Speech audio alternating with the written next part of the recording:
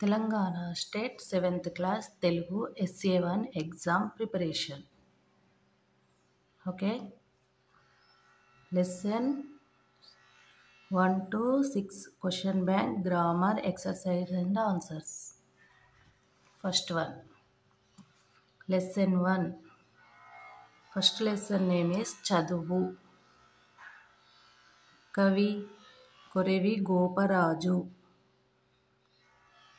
ఈ లెసన్లో మనకి మెయిన్గా వొకాబులరీ వర్డ్స్ అంటే ఈ లెసన్ దేని గురించి, మెయిన్గా విద్య, జ్ఞానం, శ్రద్ధ, కృషి, వెలుగు.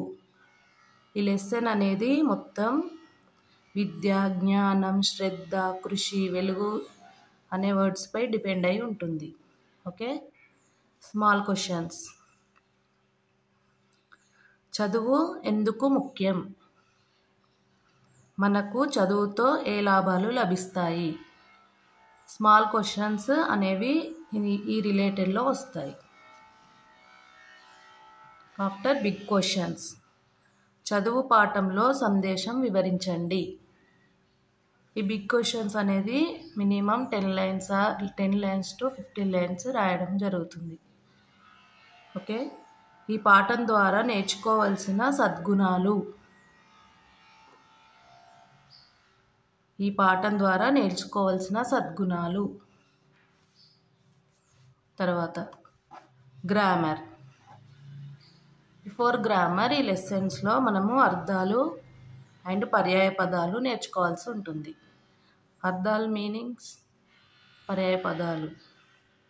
గ్రామర్లో నామవాచకం, క్రియలు, సర్వనామాలు, విశేషాలు, వాక్య నిర్మాణం అండ్ సందులు. ముఖ్యంగా మనకి స్మాల్ క్వశ్చన్స్లో అండ్ బిగ్ క్వశ్చన్స్లో ఏ క్వశ్చన్ ఇచ్చినా రాయాలంటే ఫస్ట్ ఈ పాఠం యొక్క సారాంశం అనేది పూర్తిగా స్టడీ చేసుకోవాలి. After second lesson. Second lesson name is నాయనమ్మ. కవి నాట్ దేర్. నాయనమ్మ లెసన్ అనేది మెయిన్గా త్యాగం, మమకారం, గౌరవం, సహాయం అనే వర్డ్స్ పైన డిపెండ్ అయి ఉంటుంది. అంటే మీకు త్యాగం యొక్క, మమకారం, గౌరవం, సహాయం యొక్క మీనింగ్ అనేది తెలిసి ఉండాలి. నాయనమ్మ లెసన్లో ఇంపార్టెంట్ షార్ట్ క్వశ్చన్స్. నాయనమ్మ ఎవరు? ఈ పాఠం మనకి ఏ బోధన ఇస్తుంది? అంటే నాయనమ్మ అంటే ఎవరు? ఈ లెసన్ వల్ల మనం ఏం తెలుసుకున్నాం?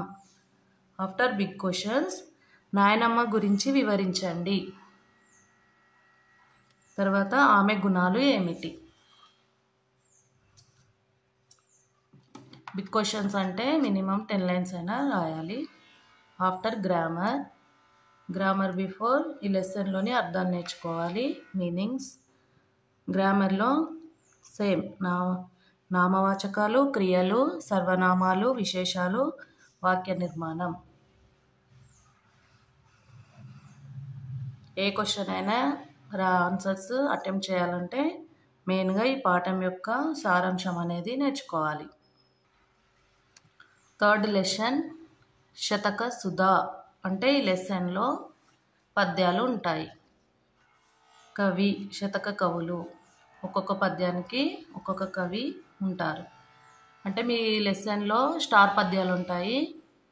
ఆ స్టార్ పద్యాలు అనేవి తప్పకుండా నేర్చుకోవాలి. ఇందులో వొకాబులరీ వర్డ్స్ అంటే నీతి, సద్గుణం, వినయం, జ్ఞానం. అంటే మనం ఈ లెసన్ ద్వారా నీతి, సద్గుణం, వినయం, జ్ఞానం అనేవి నేర్చుకుంటాము. Small questions. శతక సుధలో ప్రధాన బోధ ఏమిటి? పాఠంలో చెప్పబడిన కొన్ని సద్గుణాలు. ఓకే, ఆఫ్టర్ బిగ్ క్వశ్చన్స్, కొన్ని నీతి పద్యాలు రాయండి. ఈ పాఠం ద్వారా ఏమి నేర్చుకుంటాం? ఈ లెసన్ ద్వారా ఏమి నేర్చుకుంటాము? ఓరల్గా కూడా రాయొచ్చు ఈ లెసన్ యొక్క సారాంశం మొత్తం నేర్చుకుంటే. After grammar.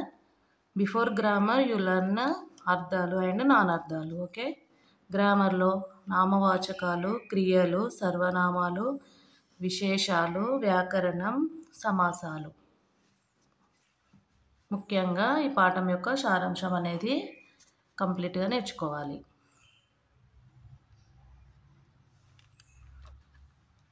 Fourth lesson name is అమ్మ జ్ఞాపకాలు. కవి టి కృష్ణమూర్తి యాదవ్.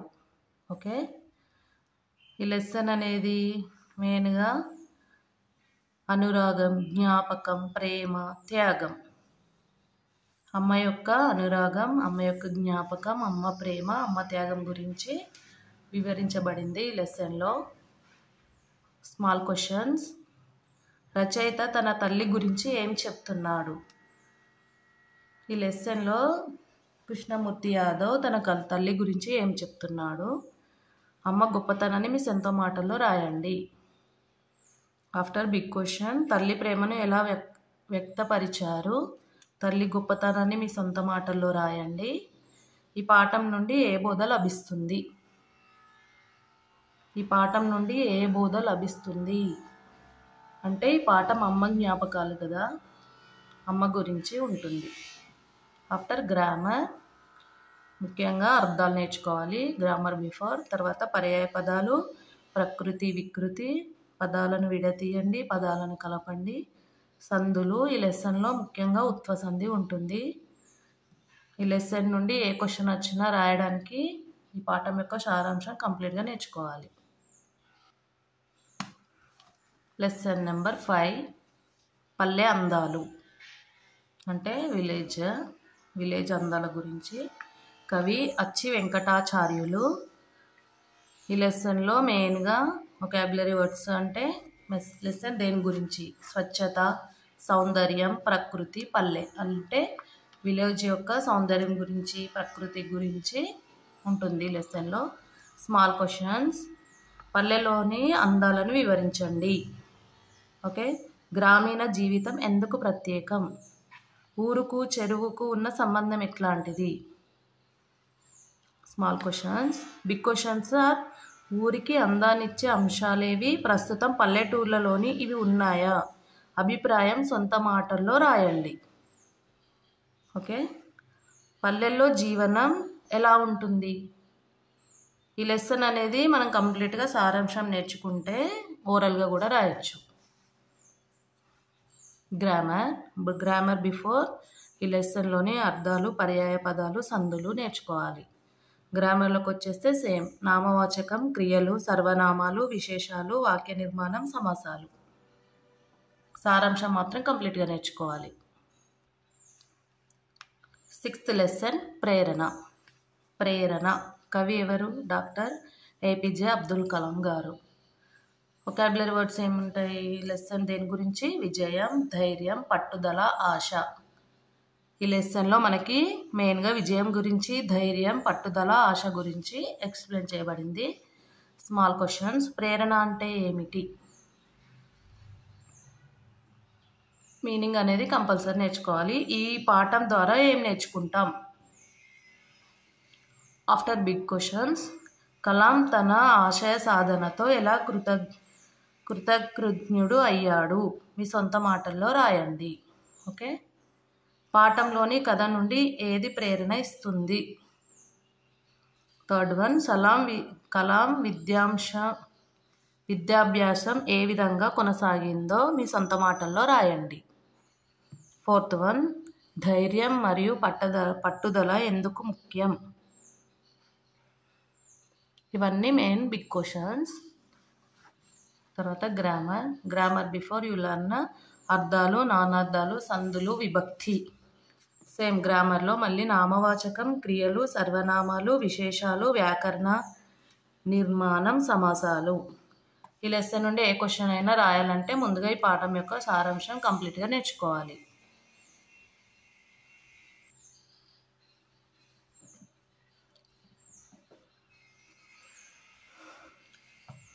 అన్ని లెసన్లలో గ్రామర్ రిపీట్గా నామవాచకం, సర్వనామం, విశేషణం, క్రియ, అవ్యయం ఇవే రిపీట్ అయినాయి. మనం నామవాచకం గురించి తెలుసుకుందాం. ఫస్ట్, పేర్లను తెలిపే పదాలను నామవాచకం అంటారు. అంటే పేర్లు అంటే ఎవరెవరు? వ్యక్తులు అంటే పర్సన్స్ పేర్లు. ఎగ్జాంపుల్ రాణి, రాము, వైద్యుడు, గురువు అలా. ప్రదేశాలు ప్లేసెస్, గోదావరి, ఆసియా, తెలంగాణ. వస్తువులు థింగ్స్, దానిమ్మ, కలము, ఇనుము. జంతువు, నెమలి, గాడిద. అలా నామవాచకము అని అంటే వ్యక్తులు, ప్రదేశాలు, వస్తువులు, జంతువులు. ఫర్ ఎగ్జాంపుల్ సమ్ సెంటెన్సెస్, కొన్ని సెంటెన్సెస్లో మనము నామవాచకాన్ని ఫైండ్ చేద్దాం. లత చాలా మంచిది. ఇక్కడ పర్సన్ ఎవరున్నారు?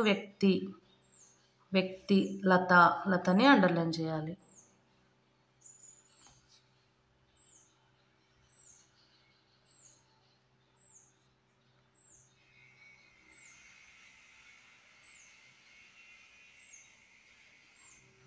మేము యమునా నది చూసాము. మేము యమునా నది చూసాము. యమునా నది అనేది ప్రదేశం, అందుకే ప్రదేశాన్ని అండర్లైన్ చేయాలి. అరటిపండు తింటే చాలా ఆరోగ్యం. అరటిపండు అనేది వస్తువు. గులాబీ పువ్వు అందంగా ఉన్నది. గులాబీ పువ్వు అనేది కూడా వస్తువు. అతడు కలముతో రాస్తున్నాడు. ఈ సెంటెన్స్లో కలము అనేది వస్తువు. తర్వాత సర్వనామం. నామవాచక పదాలకు బదులుగా వాడే పదాలను సర్వనామం అంటారు. ఓకే, మెయిన్గా ఆమె అంటే గర్ల్కి యూజ్ చేస్తారు. అతడు బాయ్స్, ఈమె ఇతడు, నేను, మేము, నీవు, మీరు, ఇది, అవి, ఇది, ఇవి, వీరు, వారు. ఇవన్నీ సర్వనామాలు, అంటే నామవాచకానికి బదులుగా ఈ పదాలను ఉపయోగిస్తారు. ఎగ్జాంపుల్స్: రాధ 6వ తరగతి చదువుతున్నది. రాధ 6వ తరగతి చదువుతున్నది. రాధ అనేది పేరు అమ్మాయి కాబట్టి ఆమె చాలా తెలివైనది. గోపి పాఠశాలకు వస్తున్నాడు. గోపి అంటే అతడు. బాలికలు పాఠం చదువుతున్నారు. బాలికలు అంటే ఒకరికంటే ఎక్కువ కాబట్టి వారు. మామిడి చెట్టు బాగా కాసింది. మామిడి చెట్టు అంటే అది. బాలురు రాస్తున్నారు. బాలురు అంటే వారు. గులాబీలు చాలా పూసినవి, అవి. తర్వాత విశేషణం. విశేషణం అంటే నామవాచకము సర్వనామాలను విశేషించు అంటే గుణము, రంగు, రుచి, వాసన లాంటివి తెలిపే పదాలను విశేషణం అంటారు. ఎగ్జాంపుల్స్: మంచి, చెడు, అందంగా, ఎర్రగా, నల్లగా, పుల్లగా, చేదు, కంపు, తెల్లని, కోపిష్టి, పొడవు, సువాసన. ఇలాంటి పదాలన్నీ విశేషణం అంటే నామవాచకంను సర్వనామంని విశేషించడం అన్నట్టు. ఫర్ ఎగ్జాంపుల్స్: రాము మంచి బాలుడు అంటే ఇందులో మంచి అనేది విశేషణం. లలిత అందంగా ఉంటుంది. లలిత అనేది నామవాచకము, అందంగా అనేది విశేషణం. పనసపండు తీయగా ఉంటుంది. పనసపండు అనేది నామవాచకం, తీయగా అనేది విశేషణం. మల్లెపూలు తెల్లగా ఉంటాయి. మల్లెపూలు అనేవి నామవాచకము, తెల్లగా అనేది విశేషణం. అతడు కోపంగా ఉన్నాడు. అతడు అనేది సర్వనామము, కోపంగా అనేది విశేషణం. వేపాకు చేదుగా ఉంటుంది. వేపాకు అనేది నామవాచకము, చేదుగా అనేది విశేషణం. గంగాజలం పవిత్రమైనది. గంగాజలం అనేది నామవాచకము, పవిత్రం అనేది విశేషణం. చిరుత వేగంగా పరిగెడుతుంది. చిరుత అనేది నామవాచకము, వేగంగా పరిగెడుతుంది. వేగంగా అనేది విశేషణం. వారందరూ పొడవుగా ఉన్నారు. వారందరూ అనేది సర్వనామము, పొడవుగా అనేది విశేషణం. కుక్క విశ్వాసం గల జంతువు. కుక్క అనేది నామవాచకము, విశ్వాసం అనేది విశేషణం. ఆమె అందరికీ సహాయం చేస్తుంది. ఆమె అనేది సర్వనామము, సహాయం అనేది విశేషణం. చింతకాయ పుల్లగా ఉంటుంది. చింతకాయ అనేది నామవాచకం, పుల్లగా అనేది విశేషణం. తర్వాత క్రియ. పనులను, స్థితులను తెలియజేసే పదాలను క్రియ అంటారు. పనులు, స్థితులు. ఓకే, క్రియ అంటే పని. ఎగ్జాంపుల్స్: వచ్చారు, రాశారు, తినారు, వెళ్ళారు, చూశారు, చేశాను, వండాను, విన్నాను, ఏడ్చింది, పెట్టింది, కొన్నాడు, పట్టాడు. ఇలాంటి పదాలన్నీ పనులు. క్రియావాక్యాలు: రాజా బడికి వెళ్ళాడు. ఇది క్రియ. వెళ్ళాడు అనేది క్రియ, పని. గిరి పాఠము చదివాడు. గిరి అనేది నామవాచకము, పాఠము చదివాడు క్రియ. రాగిని పాట పాడుతున్నది. పాట పాడుతున్నది క్రియ. అమ్మమ్మ కూర వండుతుంది. వండుతుంది అనేది క్రియ. మరి క్రియలో ఎన్ని రకాలు? 2 రకాలు. ఒకటి సమాపక క్రియ, ఒకటి అసమాపక క్రియ. సమాపక క్రియ, అసమాపక క్రియ. సమాపకం అంటే ఫినిష్ అవ్వడం. చదివింది, అయిపోయింది. పోయాడు, తిన్నాము, వచ్చాము. అసమాపక అంటే ఫినిష్ కానిది, చదివి, పోయి, తిని, వచ్చి. కంప్లీట్ కానిది, పని. వాక్యాలు ఎగ్జాంపుల్ చూద్దాం. ఆమె బజారుకు వెళ్ళి వచ్చింది. వెళ్ళి అనేది అసమాపక, వచ్చింది అనేది సమాపక. పాప కింద పడి ఏడ్చింది. పడి అనేది అసమాపక, ఏడ్చింది అనేది సమాపక. రవి టీవీ చూస్తూ తింటున్నాడు. చూస్తూ అసమాపక, తింటున్నాడు సమాపక. పిల్లలు రాస్తూ చదువుతున్నారు. రాస్తూ అనేది అసమాపక, చదువుతున్నారు సమాపక. సీత పద్యం చదివి రాసింది. చదివి అనేది అసమాపక, రాసింది అనేది సమాపక. నాన్న బజారుకు వెళ్ళి సరుకులు తెచ్చాడు. వెళ్ళి అనేది అసమాపక, తెచ్చారు అనేది సమాపక. సంధి. గ్రామర్లో సంధి అనేది ఇవ్వడం జరుగుతుంది. సంధి అంటే పై పదములు ఇగో ఇక్కడ నేను ప్లస్ ఇక్కడ, నేనిక్కడ, నేడు, డు. డు అంటే ఊ, ఈ, ఈ. ఈ 2 అక్షరాలు కలిసి డి అవుతుంది. వారు ప్లస్ ఇచ్చట, వారిచ్చట, రి అవుతుంది. వారు, ఊ ప్లస్ ఈ, రి, వారిచ్చట. పై మొదటి పదంలో నేడు చివరి అచ్చు పూర్వస్వరం ఊ. రెండవ పదం ఇక్కడలో మొదటి అచ్చు పర్వస్వరం ఈ. ఊకారానికి ఇకారం ఇచ్చినప్పుడు ఇకారమే నిలబడుతుంది అంటే సంధి జరుగుతుందన్నమాట. 2 పదాలను విడదీసి కలిపి రాయడం జరిగినప్పుడు సంధి అనేది ఏర్పడుతుంది. ఉదాహరణ: దానము ప్లస్ ఓసంగి. దానము, ము అంటే ఇక్కడ ఊ ప్లస్ ఓ. దానములో లాస్ట్ లెటర్లో మనకి ఊ సౌండ్ వస్తుంది. ఇక్కడ ఫస్ట్ లెటర్ ఓ. ఊ ప్లస్ ఓ మో అవుతుంది, ఓ అవుతుంది. అందుకే దాన మొసగి, దాన మోసంగి అవుతుంది. తర్వాత కవితలు ప్లస్ అల్లిన. కవితలు ఊ ప్లస్ ఆ కలిపి రాస్తే కవిత లల్లిన, కవిత లల్లిన.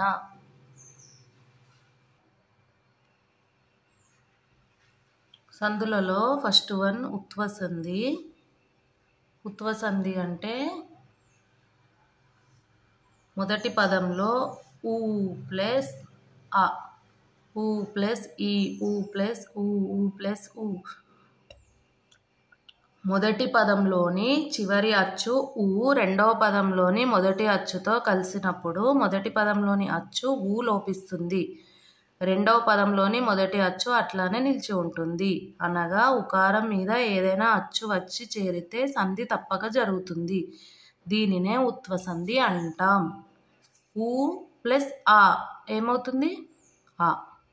ఊ ప్లస్ ఈ ఊ అనే లెటర్ లోపిస్తుంది, అంటే సెకండ్ లెటర్ సౌండే వస్తుంది. రాముడు ప్లస్ అతడు, రాముడికి ఊ ఉంటుంది కదా లాస్ట్ లెటర్ సౌండ్ ప్లస్ ఆ, ఊ ప్లస్ ఆ. కానీ మనం ఏం రాస్తున్నాం? రాముడతడు, ఊ అనే సౌండ్ వెళ్ళిపోతుంది. రాముడు ప్లస్ అతడు, రా ము డ డ త డు, రాముడతడు. ఇది ఉత్వ సంధి.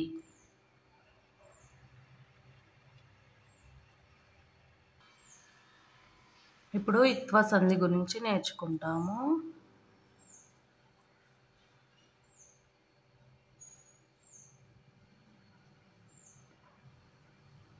మొదటి పదం చివరి అచ్చు ఇకారము ఈ.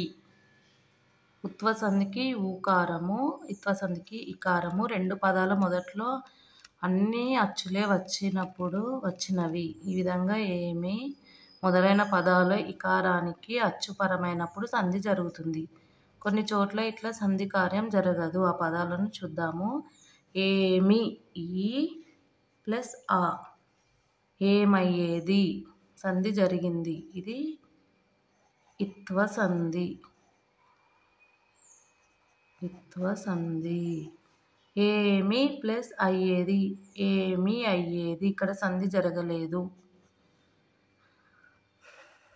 ఏమి మొదలైన పదాలకు అచ్చుపరమైతే సంధి వైకల్యితము అని తెలుస్తుంది కదా, దీనినే ఇత్వ సంధి అంటారు. చూడండి ఎగ్జాంపుల్స్. రావాలని, రావాలి, లీ అంటే ఈ ప్లస్ ఆ, ఈ ప్లస్ ఆ ఇత్వ సంధి. చెప్పాలంటే చెప్పాలి ప్లస్ అంటే ఇత్వ సంధి.